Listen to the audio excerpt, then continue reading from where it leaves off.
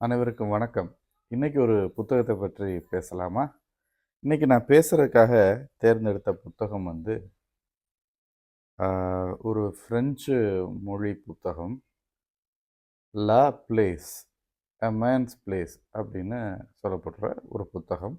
அத தமிழ்ல "தந்தைக்கு ஓர் இடம்" அப்படின்னு மொழிபெயர்த்திருக்கிறாங்க. மொழிபெயர்த்தவர் எஸ்.ஆர். கிருஷ்ணமூர்த்தி. இந்த நூலை எழுதியது அன்னி அர்ன் எர்னோ அப்படின்ற எழுத்தாளர். 2022ஆம் ஆண்டுக்கான இலக்கியத்துக்கான நோபல் பரிசு பெற்றவர். இந்த லா பிளேஸ் அப்படின்ற புத்தகம் எதை பற்றியது அப்படின்னா, அன்னி எர்னோ அப்படின்ற எழுத்தாளருக்கும் ஒரு தந்தைக்குமான உறவை பற்றி பேசுகிற புத்தகமாகும். இந்த கதை இது வந்து ஒரு நாவல். இந்த கதை தொடங்குறதே ம் அண்ணி வந்து சொல்றாங்க, அவங்க அப்பாவ பத்தி பேச ஆரம்பிக்கிறாங்க. அவங்க அப்பா இறந்திருக்கிறார். மாடியில இறந்து போயிட்டாரு. அவங்க அம்மா வந்து எல்லாம் முடிஞ்சிருச்சுன்னு சொல்றாங்க.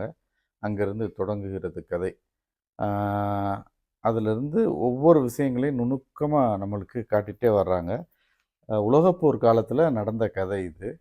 அந்த உலகப்போர் காலத்தில அந்த பிரான்ஸ் நாடும், அந்த பிரெஞ்சு கிராமங்களும் எப்படி இருந்தன? அந்த மக்களின் வாழ்க்கை முறை என்ன? எப்படி அ உணவுக்கு என்ன செஞ்சாங்க? நடுத்தர அ வர்க்கம், வறுமை கோட்டுக்கு கீழ இருக்கிறவங்க, தொழிலாளிகளுடைய வாழ்க்கை நிலை என்ன? அப்படிங்கிறத அ நிறைய தகவல்களோட இந்த நாவல்ல இவங்க நமக்கு காட்சிப்படுத்துறாங்க. அப்பா இறந்துட்டாரு, எல்லாம் முடிஞ்சிருச்சுன்னு சொன்னதும், மகன இங்க கீழ ஒரு அறையில தூங்க வச்சிருக்கு இருந்த அம்மா, மேல போய் பார்க்குறாங்க.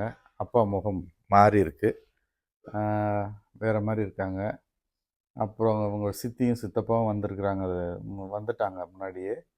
அவங்க வந்து உடனே அவர வந்து முகச்சவரம் பண்ணி ரெடி பண்ணணும் அப்படின்னு அவர தூக்கி பண்றாங்க. உடை மாத்துறதுக்கு ரெடி பண்றாங்க. அப்போ இந்த சில தகவல்கள்லாம் ரொம்ப உன்னிப்பா கவனிக்கப்பட வேண்டியது. எல்லா வீடுகளிலும் நடக்கிறது. எல்லாரும் எழுதுறதில்ல. அவங்க எழுதுறாங்க. இந்த பொண்ணு அவங்க உடை மாற்ற எல்லாம் உதவி செய்யும்போது, அப்பதான் அப்பாவுடைய ஆணுறுப்பே நான் பார்த்தேன் முதல் முறையா. உடனே அம்மா வந்து மேலாடைய வச்சு, அப்பாவுடைய சட்டைய வச்சு மூடிட்டு, "இத பத்திரமா வச்சுக்கோங்க" அப்படின்னு அப்பாட்ட சொல்றாங்க. அம்மா யாரும் அழுகல. அம்மா கண் சிவந்திருந்துச்சு. அ அப்படின்ட்டு பதிவு செய்றாங்க. அதுக்கடுத்து இவங்க யாருன்னா, இவங்க ஒரு கடை வச்சிருக்கிறாங்க. ஒரு பலசரக்கு கடையும், ஒரு உணவகமும் நடத்துறாங்க. அப்பாவும், அம்மாவும். அப்படின்ற இடத்துல இருந்து அப்படியே பின்னாடி போகுது. யார் இவங்க? இவங்க எப்படி வந்தாங்கன்னா, 2 பேருமே ஏழைகள். இவங்க அப்பாவும், அம்மாவும் ரொம்ப ஏழைங்க. ஆலை தொழிலாளிகளா இருந்தவங்க. இப்படி இருந்து அவங்க 2 பேரும் சந்திச்சு, கல்யாணம் பண்ணிட்டு, அவங்க வாழ்க்கையில எப்படி முன்னேறி வர்றாங்க அப்படின்னு கதை சொல்லிக்கிட்டே போகுது. அதுக்கு இடையில அவங்க அப்பாவோடைய அப்பா, அவர் காலத்துல அவர் எப்படி இவங்கள நடத்துனாரு? அப்படின்ற பின்கதையும் போகுது. இந்த கதைகளின் ஊட எல்லாமே நம்ம பார்க்குறது என்னன்னா, அந்த பிரெஞ்சு கிராம வாழ்க்கை, அவங்க உணவுக்கு எப்படி செஞ்சாங்க? அப்போ தொழிலாளர்களுக்கும், முதலாளிகளுக்குமான இது எப்படி இருந்தது? ஒரு இது எழுதியிருக்கிறாங்க. ஒரு சாப்பாடு வைக்கிற தொழிலாளிகளுக்கு வைக்கிற சாப்பாட்டுட்ட வைக்கும்போது, அந்த தொழிலாளி வயசானவர் பார்க்குறாரு, அந்த மாட்டுக்கறி அவர் தட்டுல வச்ச கறி நகர்ந்தது அப்படின்னு எழுதியிருக்கிறாங்க. நகர்ந்ததுன்னா என்ன காரணம்? அம்புட்டு புழுவாகி புழு நகட்டுது. அப்படி உணவ குடுத்ததும் அவர் கோவப்பட்டு அவங்க பிரச்சனை பண்ணி இதெல்லாம் நடந்தப்போ, அப்ப அந்த தொழிலாளர்களின் நிலை என்னவா இருந்தது அந்த உழவுப்போர் காலத்துல அப்படின்றத தெரிஞ்சுக்கிற முடியுது. ஒரு எடுத்துக்காட்டு. இந்த கதையிலேருந்து நான் சொன்ன ஒரு எடுத்துக்காட்டு இது. அதுபோக தன் குடும்பத்த அடுத்து முன்னேற்றத்துக்கு இந்த ஒரு கணவனும் மனைவியும் என்னென்ன பாடுபடுறாங்க. ஆலை தொழிலாளியிலேருந்து ஒவ்வொரு வேலையா அவர் மாறி போய், தொழிலாளியிலேருந்து சின்ன கடை வச்சு வந்த பிறகும், தன்னால அந்த குடும்பத்துக்கான வருமானத்த ஈட்ட முடியாதனால மறுபடியும் அப்பா வேலைக்கு போறாரு. அம்மா கடைய பார்த்துக்கிறாங்க. கடன் வாங்குறவங்க நெறையா இருக்கிறாங்க. அவங்கட்டருந்து எப்படி சமாளிக்கிறாங்க. இப்படியாக இந்த கதை பயணிச்சுக்கிட்டே வருது. தன் மகள் வந்து பள்ளிக்கூடத்தில சேர்த்து படிக்க வைக்கிறாரு. படிக்க வைக்கும்போது மற்ற பிள்ளைங்களுக்கும், ஆ இவங்களுக்கும் ஏற்றத்தாழ்வு இல்லாம இருக்கிறதுக்காக அப்பா முடிஞ்ச அளவுக்கு நல்லா பார்த்துக்கிறாரு. அவங்க சொல்லிக்கிட்டே வர்றாங்க. ஆ என்னிடம் 2 உடைகள் இருந்தன. ஒன்று வந்து வெளில போட்டு போறதுக்கு, ஒன்று இரவு உடை இருந்தது. 2 பள்ளி சீருடை வச்சிருந்தேன். ஆதலால் மற்றவர்களுக்கு குறையாத அளவுக்கு நான் இருந்தேன் அப்படின்ற மாரி இருந்தேன் இந்த எங்க வாழ்க்கை முறை அப்படின்றாங்க. 2 உடைகள், ஒரு பகல்ல போடுற உடை, ஒரு இரவுல போடுற உடை. அதுபோக 2 பள்ளி சூருடை இருந்தாலே பெரிய அளவுல மற்றவர்களுக்கு சமமா இருக்கிற மாரி காட்டிக்கிட்டேன் அப்படின்னு அவங்க சொல்றாங்கன்னா, அந்த நிலைய பார்த்துக்கோங்க. அதுக்கடுத்து அவங்க சொல்றாங்க, மற்ற மேல்தட்டு மக்களைப் போல, அவர்களின் குழந்தைகளைப் போல, ஒரு டாக்டர் வீட்டு குழந்தையைப் போல என்னிடமும் பொம்மை இருந்தது, ரப்பர் இருந்தது, பென்சில் இருந்தது, பென்சில் சீவும் கத்தி இருந்தது. அ இதெல்லாம் நானும் வச்சிருந்தேன். அப்போ அவங்களுக்கு என் மேல சந்தேகமே வராது. நான் ஒரு ஏழை குழந்தைன்றது. இப்ப இதெல்லாம் அவ்வளோ ஒரு கிடைக்காத ஒரு பொருட்களா இருந்தன அப்படின்ற மாரி நம்ம புரிஞ்சுக்கலாம். இப்படியாக இருந்த அப்பா, அப்பாவும், அம்மாவும் இணைந்து இந்த குடும்பத்த முன்னேற்றதுக்காக எல்லா வேலையும் பார்த்து கொண்டு வர்றாங்க. இந்த கதை தொடங்கும்போது எப்படி தொடங்கும்னா, இவங்க ஒரு ஆசிரியருடைய அ ஆசிரியர் பிராக்டிகல் எக்ஸாம் பயிற்சி தேர்வுக்காக இருக்கிறதுல தான் நான் பயிற்சி தேர்வுக்கு வந்திருக்கிறேன். மாணவர்களுக்கு பாடம் நடத்தி காட்டணும் அப்படின்றத பாடம் நடத்தி காட்டுவாங்க. பாடம் நடத்தி காட்டுறதப்போ முடிஞ்சதும் இவங்கள வேலைக்கு தேர்வு செஞ்சுருவாங்க அந்த பள்ளியில. அந்த இத அவங்க அப்பாவுக்கு, அம்மாவுக்கு ஊருக்கு தெரிவிப்பாங்க.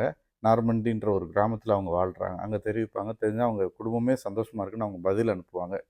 அதன் பிறகு தான் அப்பா இறந்து போறத அதில அவங்க வேலை கிடைச்ச 2 மாதத்தில அப்பா இறந்து போயிடுறாரு. அதுக்கு வந்த பொண்ணு தான் இந்த அதுலேருந்து கதைய சொல்றாங்க. இந்த அன்னி எர்னோ. அப்போ இப்படியான மகள் படிக்க வைக்கிறாரு. இருந்தாலும் குடும்ப கஷ்டம். ஒரு 17 வயது ஆன பிறகு கூட ஆனப்போ மற்ற பிள்ளைங்கள்லாம் படிப்ப நிறுத்தி வேலைக்கு போக ஆரம்பிச்சுட்டாங்க. ஆலைகள்ல இதில போகவும், இவங்களுக்கு என்னன்னா அப்பாவுக்கு ஒரு கோவம் கூட வருது. மத்த பிள்ளைங்கலாம் வேலைக்கு போகுது. இவ இன்னும் படிக்கிறேன் படிக்கிறேன்னு சொல்றாளே அப்படின்னு. இப்போ அவரே நூலகத்துக்கும் கூட்டி போறாரு. நூலகத்துக்கு கூட்டி போயி, அங்கே புத்தகங்கள் அவங்க நூலகர் கேட்குறாரு, "என்ன புத்தகம் வேணும்?" அப்படின்னப்ப, அவங்க எழுதியிருக்காங்க, பிஸ்கட் கடைக்கு போகும்போது பிஸ்கட் வாங்க போகும்போது, என்ன பிஸ்கட் வேணும்னு யோசிச்சுட்டே போவேன். ஆனா புத்தகம் வாங்கும்போது என்ன புத்தகம்ன்ற அளவுக்கு தெரியல. எதை வாங்கி படிக்கணும் அப்படின்றது தெரியல அப்படின்னு, அந்த மாரி ஒரு மனநிலையில இருக்கிற, அந்த அளவுக்கு தான் தயாரா இருக்கிற அந்த பெண். அதன் பிறகு கல்வி படிச்சு டீச்சரும் ஆயிடுறாங்க. இதுக்கிடையில குடும்பத்தில வழக்கம் போல நடக்கிற பிரச்சனைகள், அழுத்தங்கள் இது எல்லாத்தையுமே எழுத்தாளர் பதிவு செஞ்சுட்டே வந்திருக்கிறாங்க. இந்த சாராம்சமா நான் இத பார்க்குறது என்னன்னா, அ மேலை நாடுகள் அது இதுன்னு இருந்தாலும், எல்லா நாடுகளும் எல்லாமே ஒரே மாரி தான் இருந்திருக்கு. எல்லாருமே எல்லா நாட்டிலயுமே கஷ்டப்பட்டுட்டு தான் இருந்திருக்கிறோம். ஒரு அ ஒரு கட்டம் அந்த கஷ்டப்பட்ட காலம் எப்படின்னா, கல்வி அறிவு கிடைக்காத எல்லாரும் ரொம்ப கஷ்டப்பட்டுட்டு தான் இருந்திருக்கிறோம். இந்த பெண் படிச்சு, கல்வியின் மூலம் அடுத்த நிலைக்கு சென்ற பிறகு தான், தன்னுடைய இந்த குடும்பத்திலேயே ஒரு மாற்றம் நிகழுது. அப்ப பெண்கள் யாராக இருந்தாலும் கல்வி தான் முக்கியம். பெண்களுக்கு இன்னும் ரொம்ப முக்கியம். கல்வி அறிவே ஒரு பொருளாதார சுதந்திரத்த குடுக்கும். அப்படின்றத நம்ம இந்த இந்த அன்னி எர்னோவுடைய வாழ்க்கை கதையிலிருந்து புரிஞ்சுக்கிற முடியுது. இந்த உலகம் பூரா இந்தியால மட்டும் தான் இந்த பிரச்சனை இருந்துச்சா? அவங்க ஆண்ட பரம்பரையாகட்டும், மேல்தட்டு மக்களாகட்டும், அடக்குமுறையாகட்டும்னா எல்லா ஊர்லயும் இருந்திருக்கு. எல்லா ஊர்லயும் வேற வேற மொழி பேசினோமே தவிர, மக்களின் நிலை ஒரே மாரி தான் இருந்திருக்கு. அவங்க அ அடுத்த கட்டத்துக்கு நகர்த்தியதே இந்த கல்வின்றப்போ, எல்லா பேரும் முக்கியத்துவம் குடுக்கல. ஆனா, குடுக்க தொடங்கிய பிறகு அவங்க யார் யார் படிச்சாங்களோ, எல்லாருடைய வாழ்க்கையும் மாறியிருக்கு. அப்படின்றத இந்த நூல படிக்கும்போது புரிஞ்சுக்கிற முடியுது. சில கிண்டலான விஷயங்களையும் இதில எழுத்தாளர் அழகா பதிவு செஞ்சிருக்கிறாங்க. இப்ப கூட நம்ம ஒரு ஆ கொரோனா பெருந்தொற்று வந்தப்ப என்ன சொன்னோம்? கொ அந்த இதில படிச்ச பசங்க ஏதாச்சும் பாஸ் பண்ணி வந்தப்ப, "இவன் கொரோனா பேட்ச்ல பாஸ் பண்ணவன்" அப்படின்னு ஒரு கிண்டல் இருக்கு இல்லையா? இந்த உலகப்போர் காலத்துல பிறந்த பிள்ளைங்க பள்ளிக்கூடத்துல ஏதாவது சரியா கணக்கு போடாம, ஏதோ தப்பு பண்ணி, சிறு தவறுகள் பண்ணும்போது, அவங்க கிண்டல் பண்ணியிருக்காங்க. சண்டை காலத்துல பிறந்தவங்க அப்படின்னு சொல்லி கிண்டல் பண்ணியிருக்கிறாங்க. இந்த மாரி அங்கங்கே சில நெகிழ்ச்சியான க பதிவுகளும் எழுத்தாளர் பதிவு செஞ்சுட்டே வந்திருக்கிறாங்க. இன்னொன்னு சொல்றாங்க. இந்த கல்வி அ எப்படி சொல்றது? சுயமரியாதைக்கு இத ஒரு இதா சொல்லலாம் அவங்க எழுதியிருக்கிறதுல. சிங்கத்தோட வாலா இருக்கிறத விட நாயோட தலையா இருக்கிறது மேல் அப்படின்னு அதையும் பதிவு செய்கிறாங்க.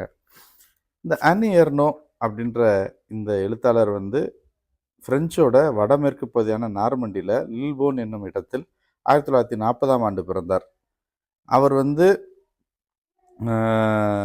தன் இளமை பருவத்தை இவ்தோ அப்படின்ற ஒரு நகரத்தில் கழிச்சிருக்கிறாங்க. மிகவும் ஏழ்மையான விவசாய தொழிலாளர் குடும்பத்தில் பிறந்த இவர் தன்னுடைய கல்வியாலும் படைப்பாற்றலாலும் சமூக தடைகளையெல்லாம் தகர்த்தெறிந்து பொருளாதார ரீதியாக முன்னேறினார். சுமார் 20 நூல்களை எழுதியிருக்கும் அன்னி எர்னோ தன்னுடைய படைப்புகளின் பின்புலனாக தன் சொந்த வாழ்க்கையை முன்னிறுத்துகிறார். இவருக்கு 2022ஆம் ஆண்டு இலக்கியத்திற்கான நோபல் பரிசு கிடைத்தது. இந்த நூலை தமிழில் மொழிபெயர்த்தவங்க யாருன்னா தந்தைக்கோர் இடம் அப்படின்ற பேரில் புதுவை பல்கலைக்கழக முன்னாள் பிரெஞ்சு துறை தலைவர் SR கிருஷ்ணமூர்த்தி அவர்கள் தான் மொழிபெயர்த்திருக்கிறாங்க. இந்த நூலை பற்றி விமர்சகர்களும் சரி, பொதுவான புத்தக ஆர்வலர்களும் நிறையாவே எழுதியிருக்கிறாங்க. இதில் இவங்க எழுதியிருக்கிற லான் லனே அப்படின்னு ஒருத்தர் சொல்லியிருக்கிறாரு, நான் துணிந்து ஒரு விளக்கம் சொல்வேன், துரோகம் செய்தவர்களுக்கெல்லாம் ஒரே புகலிடம் எழுத்துதான் அப்படின்றத இதை முதல் பக்கத்தில் எழுதியிருக்கிறாங்க. இது என்னன்னு உள்ளே போய் வாசிக்கும்போது சொல்கிறாங்க, இவங்க சொல்கிற துரோகம், இவங்க தான் செய்த துரோகம் அப்படின்ட்டு என்ன நினைக்கிறாங்கன்னா, என் பூர்வீகத்தை விட்டு வெளியில் வந்தது அப்படின்னு இவங்க சொல்கிறாங்க. அந்த இதில் விட்டுட்டு வந்துட்டேன் அப்படின்னு சொல்கிறாங்க. அவங்களுக்கெல்லாம் புகலிடம் வந்து எழுத்து தான். அதனால் நான் அந்த என்னுடைய பூர்வீகத்தையும் தொன்மையும் விட்டு வந்த அதற்கு செய்த துரோகத்துக்கு பதிலாக அதை எழுத்தில் எழுதி நான் பரிகாரம் தேடுகிறேன்ற மாதிரி இவங்க சொல்வதாக இதில் குறிப்பிட்டிருக்கிறாங்க. இந்த நூல் படிக்கும்போது நான் புரிஞ்சுக்கிட்டது என்னென்னா, உலக பூராமே ஒரு கட்டம் வரையும் தொழில் புரட்சியோ மற்ற புரட்சிகளோ ஏற்படாத வரையும் இந்த மேல்தட்டு மக்களும் கீழ்த்தட்டு மக்களுக்கும் இடையே பெருளவு வேறுபாடான வாழ்க்கை முறை இருந்திருக்கிறது. அவர்களை முன்னேற்றிய ஒரே காரணி வந்து கல்வியே. குறிப்பாக பெண்களின் வாழ்க்கை மேம்பட்டதற்கு ஒரே ஒரு காரணம் கல்வி மட்டும்தான் அப்படின்றத இதை புரிஞ்சுக்கிற முடியுது. இந்த புத்தகத்தில் எனக்கு இருந்த கடினம் என்னென்னா, இந்த மொழிபெயர்ப்பு ரொம்ப கடினமான மொழிபெயர்ப்பாக இருக்குது. நிறைய விஷயங்கள் நிறைய இடங்களில் திரும்ப திரும்ப படிக்கிற மாதிரி இருக்குது. என்னால் படிக்க முடியல சில இடங்களில், அவ்வளோ கடினமான மொழிபெயர்ப்பு. பால் கறக்கிறத வந்து மாடு கறக்கிறதுன்னு எழுதியிருக்கிறாங்க.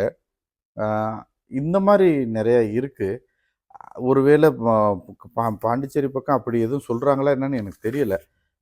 மாடு கறக்கிறது அப்படின்றத சொல்லியிருக்கிறாங்க.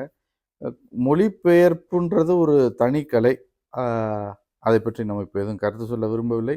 இன்று இந்த நூலை பற்றி உங்களுடன் பேசியதில் எனக்கு ரொம்ப மகிழ்ச்சி. நன்றி, வணக்கம்.